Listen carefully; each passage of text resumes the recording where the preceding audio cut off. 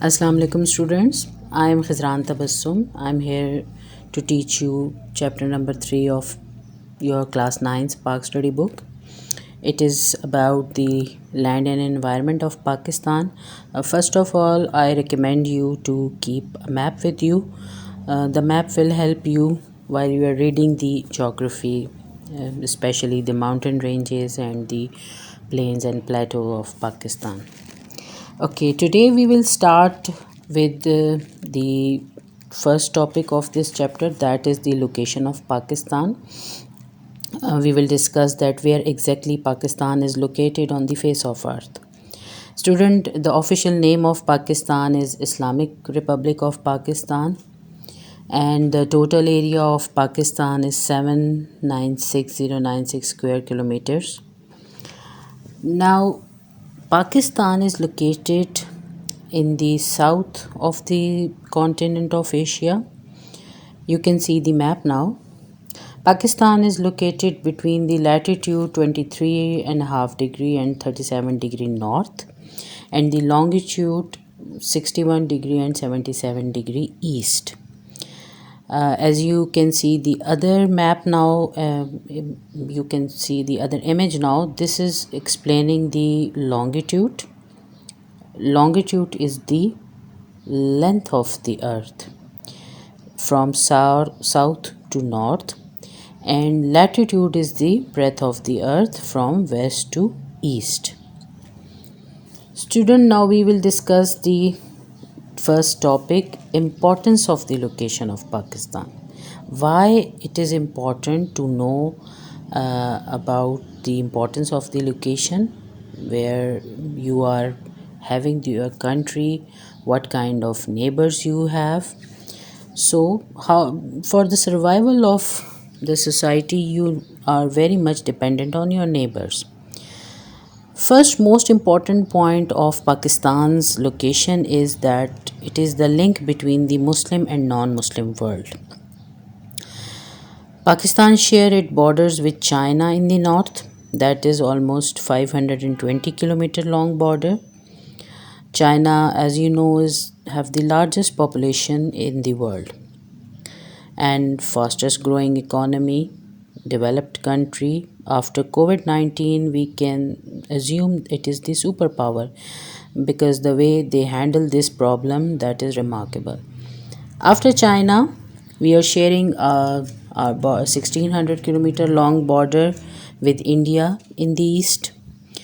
India is also second largest population of the world, very populated with big country, and it is the biggest market of the world because of the population. China and India have growing economy, and they are ruling the world, especially in the business class. And luckily China is a friend of Pakistan. Now come to the western part of Pakistan. The largest border of about 2250 kilometer, which we are sharing with Afghanistan. Afghanistan is a Muslim country, and it is Pakistan is important for Afghanistan as it is a landlocked country. There is Afghanistan has no seaport for trade. So Pakistan is facilitating Afghanistan with transit route. It is very important to have a seaport because you are very much free with your airways and seaways trade, everything. In the southwest, Iran is our neighboring country. Pakistan is sharing almost 800 to 900-kilometer long border with Iran.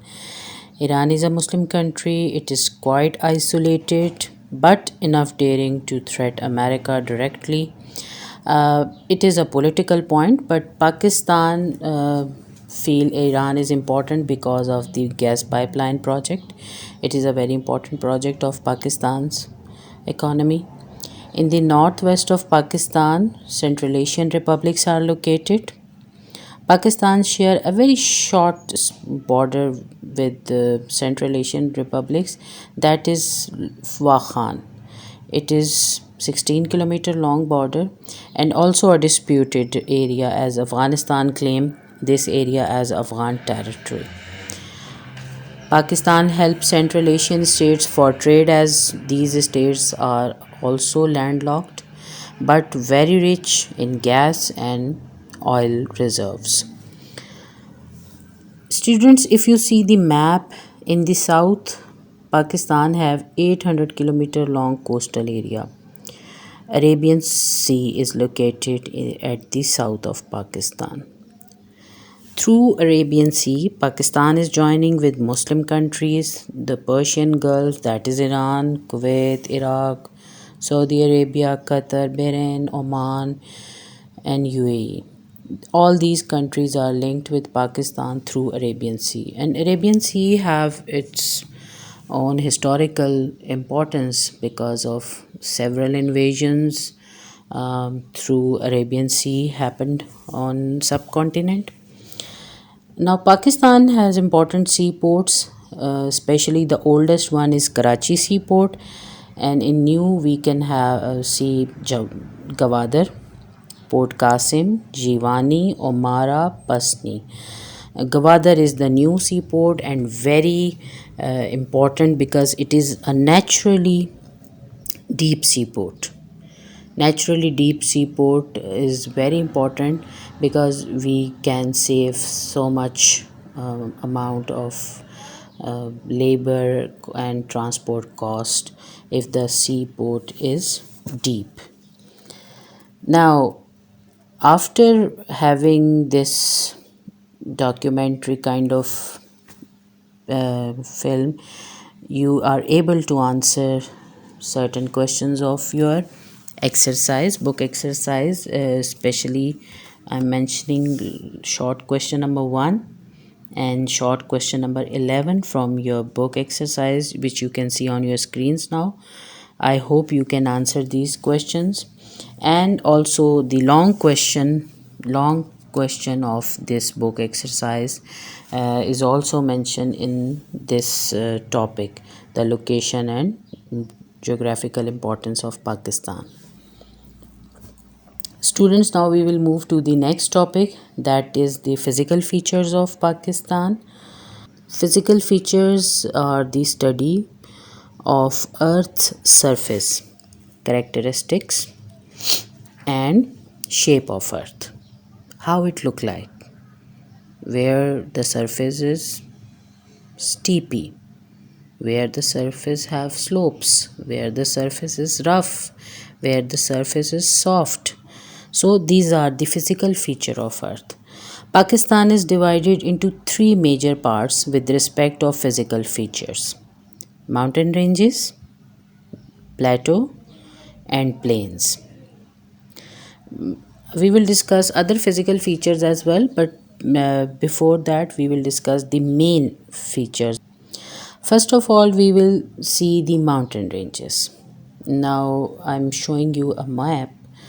In picture you can see a mountain, the high piece of land that has rocky, uneven and steepy surface. This is called a mountain. And what about the mountain range? A mountain range is a series of mountains ranged in a line and connected by high grounds. Pakistan has three main mountain ranges: northern mountain ranges, central mountain ranges, and western mountain ranges. In between we have another small mountain ranges, but these are the major. Now come to the northern mountain ranges. You can see this topic on the page number 56, 57, 59 and 60 of your book pages. So students, we come to the northern mountain ranges of Pakistan. There are several parallel mountain ranges in the north of Pakistan, but the four main ranges on the northeast side, these are: number 1, Sivalik Hills. Approximate height of these hills is 600 to 1200 meter. It is also called the sub Himalayas. After that, we can see the Pir Panjal mountain ranges, which have the height 1800 to 4600 meters. We are also called them the Lesser Himalaya. Now, the other is Greater Himalaya and Karakoram mountain, which are 4000 to 6000 meter high. These ranges run in the northwest to the southeast direction. I hope the map is helping you. In the northwest lies the Hindu Kush mountain ranges, about 6000 meter high. All these mountains belong to the Himalayan system of Young Fold Mountain. Young Fold Mountain. What are the Young Mountains? And the in between the Greater Himalaya, you can see the beautiful valley of Kashmir between the Pir Panjal and the Greater Himalaya ranges. Uh, so my question was, what are the young mountains? Young mountains mean which are still growing high. It is a natural system that with the uh, folds of snowfall, decayed trees, the leaf, mud, everything having folds, which is increasing the height of the mountain. And we are lucky that we are having these young mountains in Pakistan. In your book, you can see we have K2, Godwin Austen, in the Karakoram range, and it is the reaches the height of 8611 meters. And you can see Tirchmere in the Hindu Kush mountain range, and Tirchmere is also very high, that is 7690 meter high mountain range. After that we have Swat and Chitral. Now come to the second mountain range, that is Central Mountain Range. Central Mountain Range, now you can see the other map. Okay students, very visible in these mountain range we are having Salt Range. Salt Range lies in between River Indus and River Jhelum in the northern part of Punjab. The Salt Range is higher and having an average height of 600 to 1000 meters, in between 2000 to 3000 feet. Uh, these these slopes, facing slope of Salt Range, it's steep and it slopes gently towards the north into the Potowar Plateau. The Salt Range which we are having is called Khewda Mines, and this mountain range, this salt mine is the world's second largest salt mine. The first one is in Poland. The Salt Range is collection of several parallel ranges which are folded and faulted. Limestone, sandstone and shale rocks are commonly found over there. After Salt Range there are Suleiman mountain range you can see, then Kirthar mountain range. Now come to the western mountain ranges. Okay, sorry. Before Western Mountain Range, I like to explain the Kirthar Mountain Range. This is the south of Suleiman Range and the west of River Indus. And this mountain range is located on the border of the province of Sindh and Balochistan. And amazing thing is that it is almost 5000 meters high, and for the people living in Sindh it is amazing place because it have a very good weather and very beautiful view if someone approach this place. Now we come to the western mountain ranges. We are having Kohe-Safed mountain range over here. Okay, Western Mountain consists of the Waziristan Hills, Safed Koh Range, the Suleiman Range and the Kirthar Mountain Range. All of these ranges run in the north-south direction except the Safedko, which runs from east to the west. I hope it is visible in this map. The Safedko mountain range is the only range which has some existing snow-capped peaks. And this is why they called it Safedko, because Ko is mountain in Urdu and Safed because is the white, which is the color of snow. Other ranges are quite dry. These mountains generally have bare rocks due to low rainfall and in some cases very high temperature. These ranges have steep sided peaks along with deep narrow valleys and god.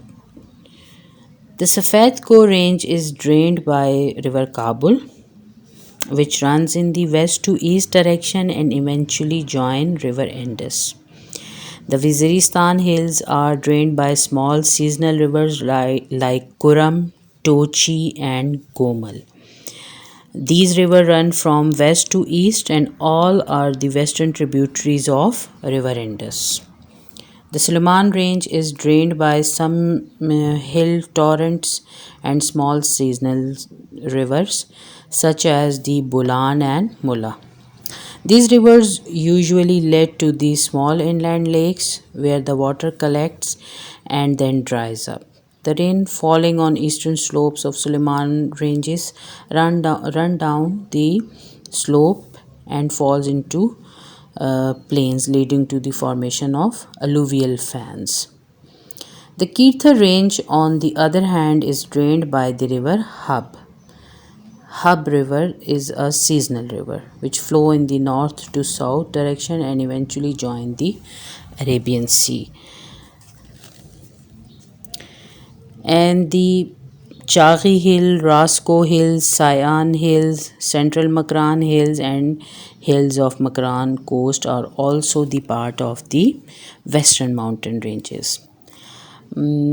I hope this map helped you to understand these mountain ranges. Names are a little difficult, but after reading twice or thrice, you will be able to pronounce them easily. Students, after completing this topic, you are able to answer long question number 2 of your book, give an account of the mountain ranges of Pakistan, and it is also you are able to answer few short questions which are on your screens now.